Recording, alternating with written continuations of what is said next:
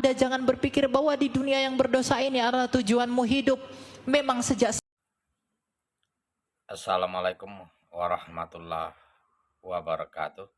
Alhamdulillahirabbil alamin. Allahumma shalli ala sayyidina Muhammad wa ala ali sayyidina Muhammad. Selamat malam, salam toleransi. Rekan-rekan yang belum beriman kepada Allah Subhanahu wa taala, belum mengimani Allah sebagai Tuhan yang menciptakan kita, menciptakan semua manusia, bumi beserta isinya, termasuk Yesus Kristus sendiri, sebagaimana yang Ilya jelaskan. Ya, Ilya, izin stage ya, saya tidak mencari videonya Ilya ini lewat ketika saya buka HP, hidupkan, buka TikTok ya, ada aja muncul gitu. Berapi-api, bersemangat, menguasai panggung, masya Allah ya. Akan tetapi apa yang Ilya ungkapkan itu saya secara pribadi bertentangan hati nurani dan secara logika, akal sehat, dan juga secara uh, data, baik dalam Al-Quran khususnya dan di dalam Bible sendiri, itu maknanya uh, tidak sejalan apa yang dikehendaki oleh Allah dan Yesus itu sendiri. Ya, Yesus Elia menjelaskan karena kasih Allah kepada manusia yang suci terciptakan agar hidup yang kekal dan tetap suci, karena dosa manusia maka Bapak utus katanya anaknya yang tunggal karena kasih Allah untuk menyelamatkan manusia semua. Kenapa harus Yesus Kristus katanya? Saudaraku, rekan-rekan sebangsa dan setanah air, Allah SWT sayang dengan hamba-hambanya, ciptaannya. Untuk itu Allah SWT telah menyatakan bahwa manusia diberi akal, pikiran, fisik yang sempurna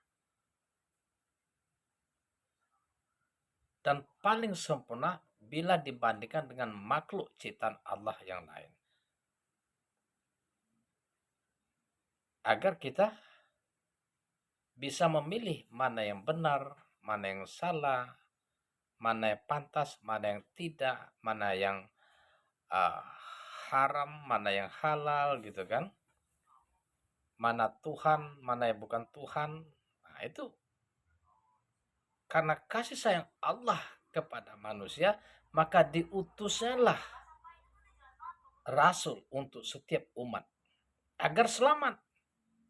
Nah, keselamatan itu intinya mengikuti kehendak Allah, menauhidkan Allah, mengesahkan Allah, menjadikan Allah itu satu-satunya Tuhan yang patut disembah. Walaqad ba'asna fi kulli ummati rusulan an ibudullaha wajtanibut taghut. Kami utus rasul untuk setiap umat untuk mengesahkan Allah, untuk menyembah Allah, agar terhindar dari sesembahan selain Allah.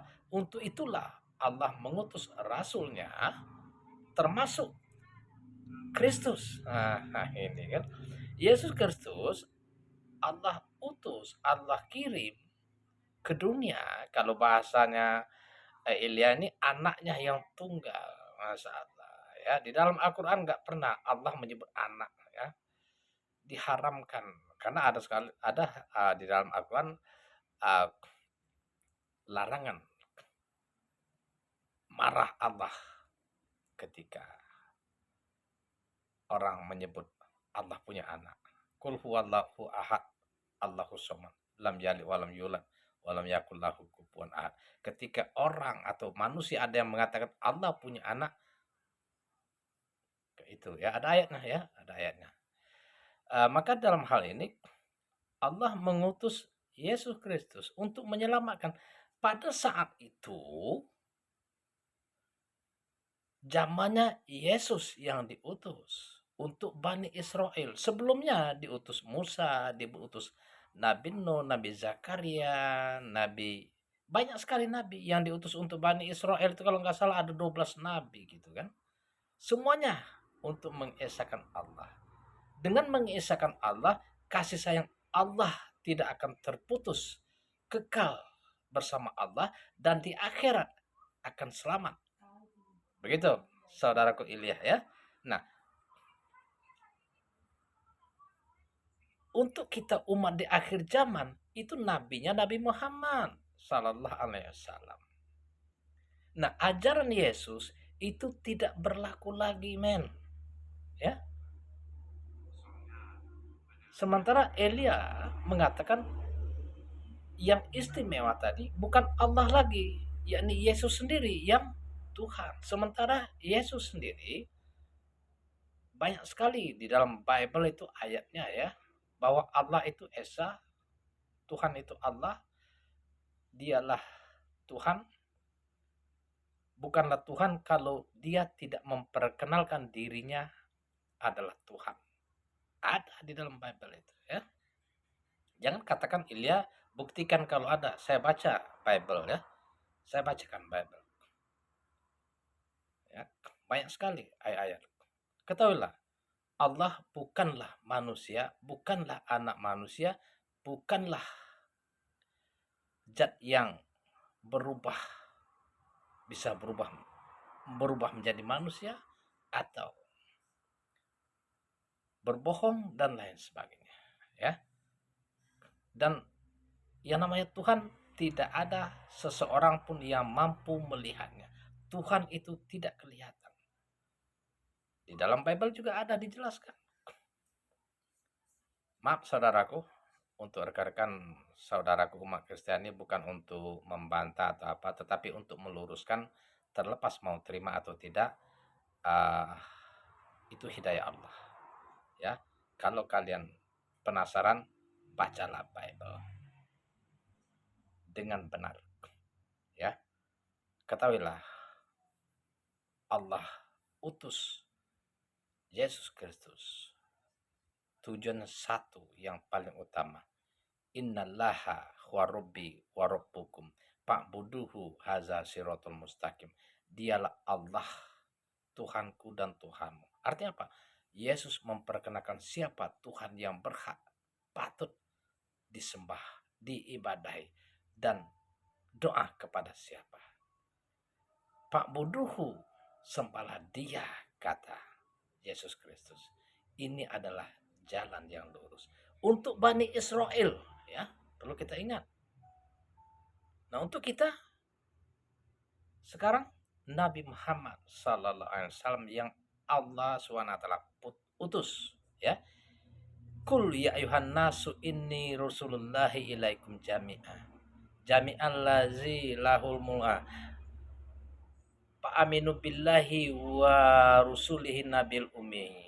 Katakanlah, hai Muhammad, sesungguhnya aku diutus untuk kalian semua, untuk semua manusia, siapapun manusia, setelah masa Yesus Kristus berakhir, Nabi Muhammad yang diikuti.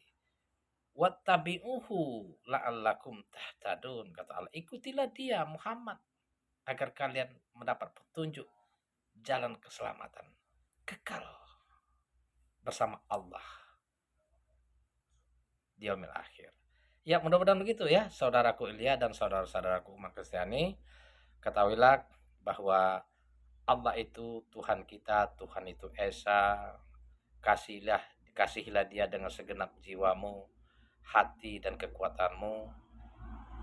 Hidup yang kekal itu adalah orang-orang atau manusia yang mengenal Allah satu-satunya Tuhan yang benar, la ilaha illallah, and Yesus Kristus adalah the messenger of Allah. Dia adalah utusan, sebagaimana kita bisa baca di dalam Yohanes 17 ayat 3. Demikian, assalamualaikum warahmatullahi wabarakatuh.